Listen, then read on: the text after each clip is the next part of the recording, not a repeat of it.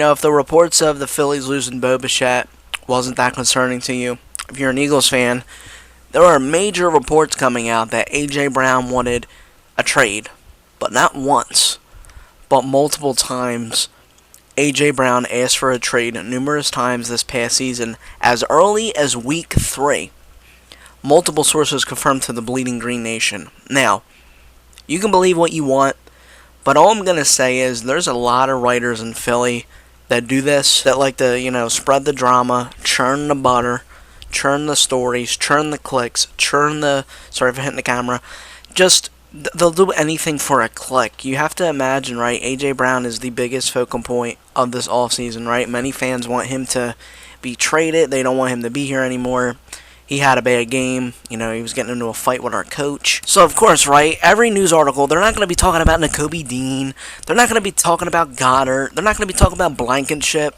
They're going to be talking about A.J. Brown because he's the easiest thing to get clicks off of. Nobody will talk about the 18 free agents that we have currently looming that Howie's got to worry about, but they'll talk about A.J. Brown all day long. And I just want to tell you that if you want him traded or cut, that is a $43 million dead money move. He's not getting traded. He's not getting cut. It's all a bunch of bullshit to feed into the clicks. It's clickbait, all of it. A.J. Brown will be on this team next year. He was telling you all year he didn't like the way that the offense was running. He's going to voice his opinion. He's just that type of player. He was doing it all year. He was frustrated. And it seems like a lot of the frustration came out during a playoff game. But that was a freaking avalanche of 18 weeks of the most atrocious Philadelphia offense I've seen since Chip Kelly. That was an avalanche of just frustration, anger. We need to get this dude out of this offensive coordinator position. The offense had no momentum all year. If you watched a single Eagles game, you would know that. There wasn't rhythm. To run a good offense, you need to have rhythm. It was the most boring offense I think I've ever watched, and the most frustrating. But these writers, that's their job. Their job is to make shit up.